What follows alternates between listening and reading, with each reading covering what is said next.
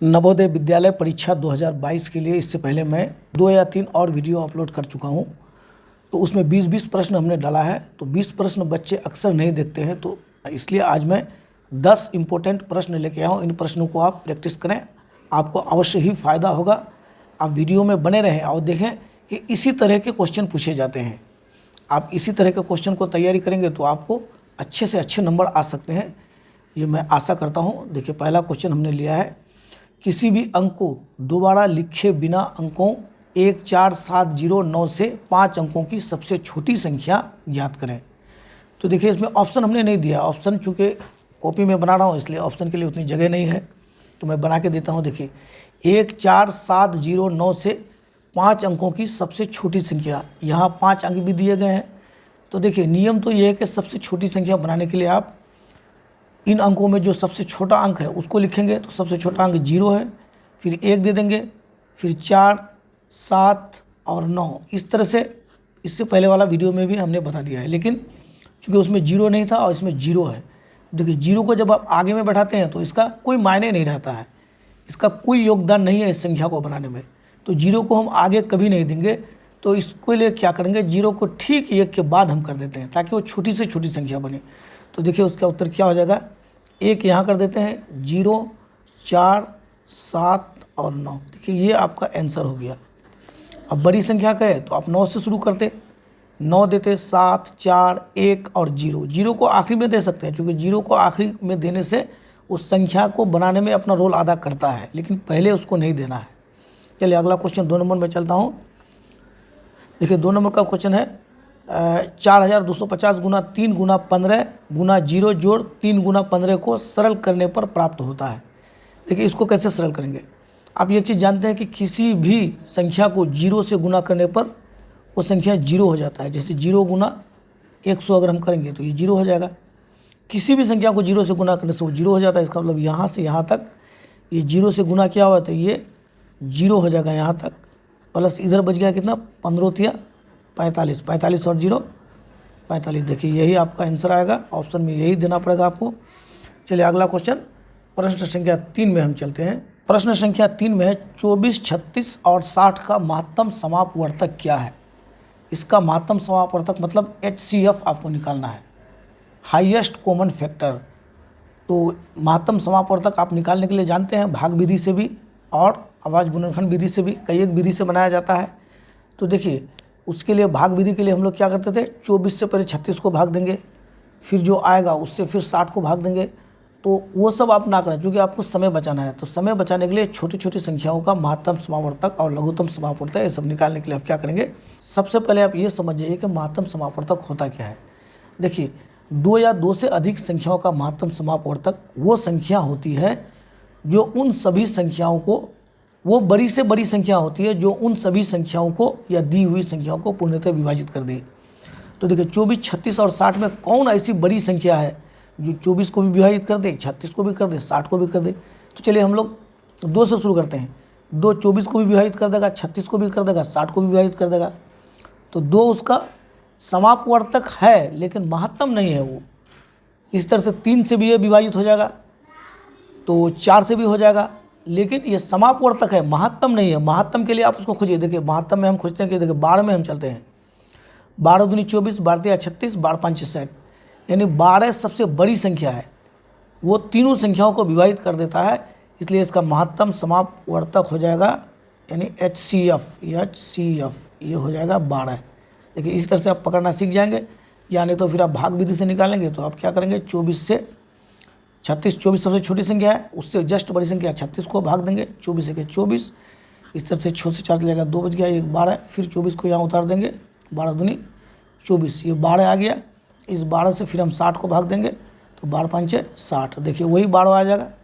तो इतना नहीं करके हम इसको बिल्कुल सरल विधि से निकालेंगे महत्तम समापवर्तक, यानी ऐसी संख्या जो इन सभी संख्याओं को पूर्णतः विभाजित कर दे और वो संख्या बड़ी हो। चलिए, प्रश्न संख्या 4 में हम चलते हैं। प्रश्न संख्या 4 में है, कितने समय के बाद एक राशि 5% वार्षिक दर से साधारण ब्याज पर दोगुनी हो जाएगी। इस तरह का प्रश्न इससे पहले वाला भी सीरीज में हमने आपको सॉल्व करके दिया है। देखिए, कितने समय के बाद, यानी समय आपको T निकालना है और R आपका दिया हुआ है, दर कितना दिया हुआ है आर का मतलब दर हो गया, ये दिया हुआ है 5%। साधारण ब्याज पर राशि दोगुनी हो जाएगी, तो राशि तो यहाँ नहीं दिया हुआ है, तो राशि आप मान लेंगे। तो राशि हम क्या मान लेंगे, माना कि राशि या मूलधन, इसी को मूलधन कहा जाता है, पी कहा जाता है, 100 मान लेंगे। इस तरह के प्रश्न में हम राशि को हमेशा 100 ही मानेंगे। आप एक्स के चक्कर में नहीं जाएंगे, एक्स में आपको समय लंबा लग जाएगा। अच्छा, 100 रुपये की राशि 5% दर से दोगुनी हो जाती है। दोगुनी हो जाने का मतलब ये ब्याज लगने के बाद दोगुना होता है, तो 100 रुपया ब्याज लगने के बाद 200 रुपया हो जाएगा। 100 का दोगुना 200 होता है, तो वो हो जाता है क्या, ब्याज जिस राशि पर लग जाता है वो मिश्र धन कहलाता है। यानी मिश्र धन हो गया इसमें कितना, मिश्र धन हो गया 200, क्योंकि वहाँ कहता है कि दुगुना हो जाता है, इसलिए 100 का दुगुना हमने कर दिया 200। अच्छा, 100 रुपया की राशि ब्याज बढ़ने के बाद 200 रुपया हो गया, इसका मतलब 100 रुपया इसमें ब्याज छुपा हुआ है। तो ब्याज हमारा कितना हो गया, ब्याज हो गया 200 माइनस 100 बराबर 100। 100 रुपया ब्याज हो गया। अब आप सीधे फॉर्मूला में चले जाइए, आपको समय निकालना है, टी निकालना है। तो टी बराबर होता है क्या, ब्याज गुना 100। चलिए फॉर्मूला एक बार हम लिख देते हैं, ब्याज गुना 100 बटे मूलधन गुना दर। तो ब्याज है हमारे पास 100 गुना 100, ये फॉर्मूला से आ गया। मूलधन है 100 और दर है 5%। चलिए 100 काट देते हैं और 5 बीसंग 100, ये बराबर 20 वर्ष हो गया। देखिए कितना आसान है। इस तरह के प्रश्न अक्सर पूछे जाते हैं, बहुत ही इंपॉर्टेंट प्रश्न है।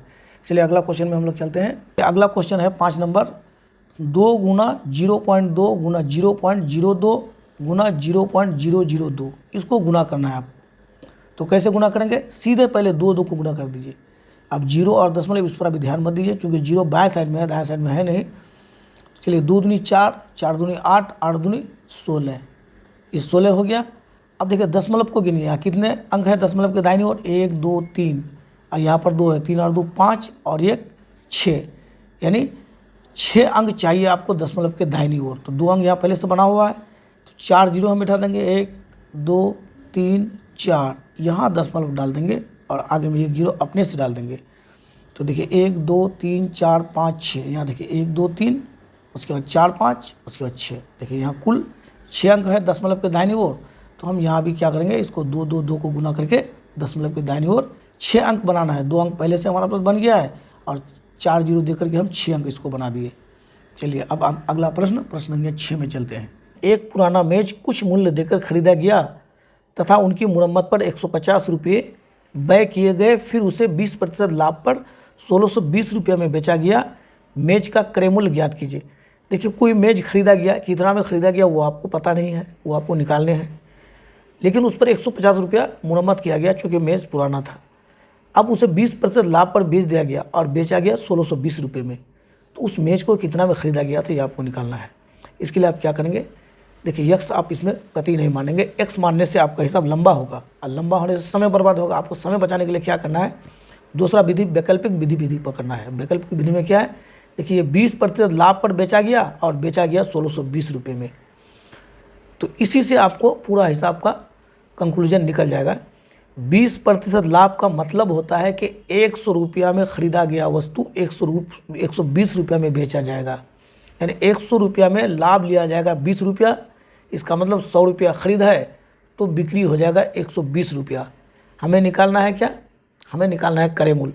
तो क्रय मूल्य निकालना है तो हम एक एक नियम से चले आएंगे। देखिए सीपी है हमारे पास 100 रुपया और विक्रय मूल्य यानी ये क्रय मूल्य है और विक्रय मूल्य है 120 रुपया। तो हमें निकालना है क्रय मूल्य। तो हम क्या करेंगे, जिसको निकालना है उसको अंतिम में दे देंगे। देखिए 120 रुपया विक्रय मूल्य है तो क्रय मूल्य है 100 रुपया। इस तरह से भाषा में लिखा जाता है, हम संक्षेप में यहाँ बना दिए हैं। एक में एक एक नियम से एक में कर देंगे तो 100 बटे 120 हो जाएगा। इसको पहले आप काट के छोटा कर दीजिए। 100 बटे 120 को यदि आप काटेंगे तो 20 5 100 और 20 6 120 यानी 5 बटे 6 हो जाएगा यहाँ पर। चलिए इसको काट के यहीं छोटा कर दिया हम। उसके बाद विक्रय मूल्य कितना है, 1620 में बेचा जाता है, तो यहाँ 1620 करेंगे तो यहाँ 1620 गुना हो जाएगा। तो चलिए यहाँ हम क्या करते हैं, 5 बटे 6 सीधे गुना 1600। पहले हमने 5 बटे 6 बना के रख दिया है। तो अब इसको काट दीजिए। अब देखिए ये कट जाएगा, या 1600 नहीं सॉरी 1620 है। तो अब इसको काट देते हैं हम। देखिए 6 दूनी 12, 4 42, 6 7 42, 1 जीरो आके बैठ गया, 1620 है ना यहाँ पर। तो अब मेरा 5 से इसको हम गुना कर देंगे तो हमारा उत्तर मिल जाएगा 5 0 0, 5 7 35 का 5 हासिल 3 हो गया, 5 10 3 13, 1350 रुपये में ख़रीदा था, लेकिन 1350 रुपये में ख़रीदा नहीं था, वो ख़रीदा कुछ और में था। देखिए इसमें इसने 150 रुपया व्यय भी किया है, वो 150 रुपया इस 1350 में मिला हुआ है।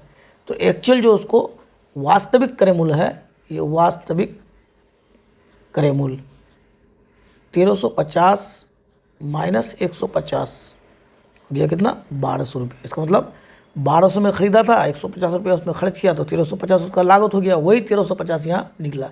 ये क्रय मूल्य नहीं निकला था, ये एक्चुअल में लागत निकला था। चलिए अब हम लोग प्रश्न संख्या 7 में चलते हैं। 7 में है, किसी आयत की लंबाई उसकी चौड़ाई का 5/3 भाग है। यदि आयत का परिमाप 80 मीटर है तो आयत का क्षेत्रफल ज्ञात कीजिए।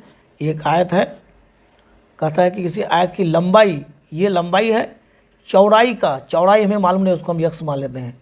चौड़ाई का कितना है, 5/3 भाग है, मतलब यक्स का 5/3 यानी 5x/3 भाग, ये लंबाई हो गया। तो चलिए हमें लंबाई चौड़ाई यक्स के आधार पर पता चल गया। हम यहाँ मान लेंगे, क्या मानेंगे, माना कि चौड़ाई x है। चलिए यक्स चौड़ाई हम क्यों माने, तो क्योंकि यहाँ पर दिया है कि चौड़ाई का 5/3 भाग है। चौड़ाई का दिया है तो चौड़ाई मानेंगे, लंबाई का देता तो लंबाई मानते हैं। तो जिससे तुलना की गई उसी को मानते हैं। चौड़ाई से तुलना की गई इसलिए चौड़ाई को मान लिए। चौड़ाई को हम यक्स मीटर मान लेते हैं, तो लंबाई हमारा हो गया कितना, चौड़ाई का यानी x का 5/3 भाग, ये हो गया 5x/3, ये हो गया मीटर, ये लंबाई चौड़ाई निकल गया। अब यहाँ दिया हुआ क्या, परिमाप, तो आप ये लंबाई चौड़ाई जो आपने माना उसके आधार पर परिमाप निकाल दीजिए।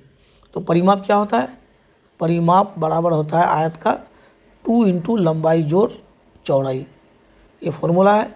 यानी तो 2 बार आप लंबाई को जोड़ेंगे, 2 बार चौड़ाई को जोड़ेंगे, उससे भी परिमाप निकल जाएगा, दोनों को जोड़ देंगे।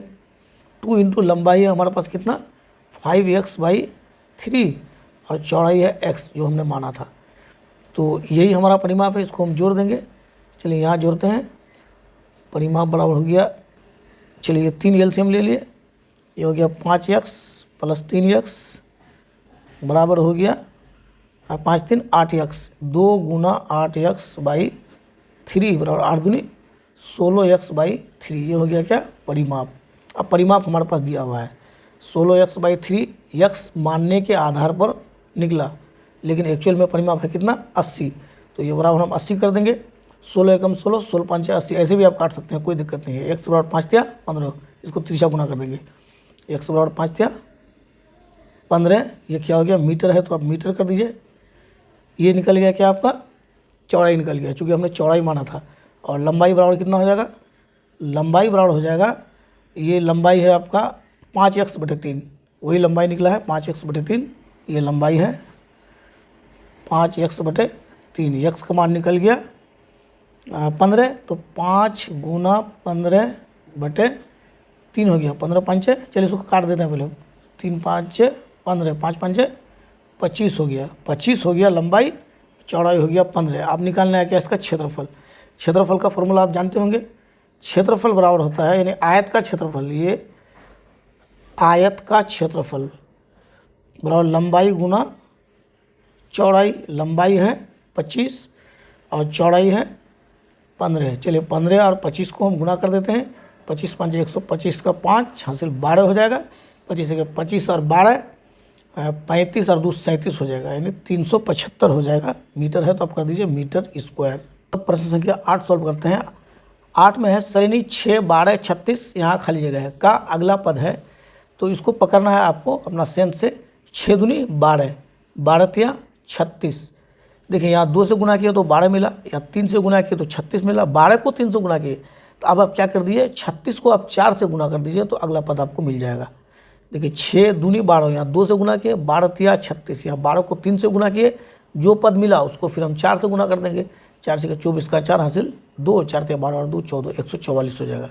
यहाँ बैठ जाएगा क्या, 144।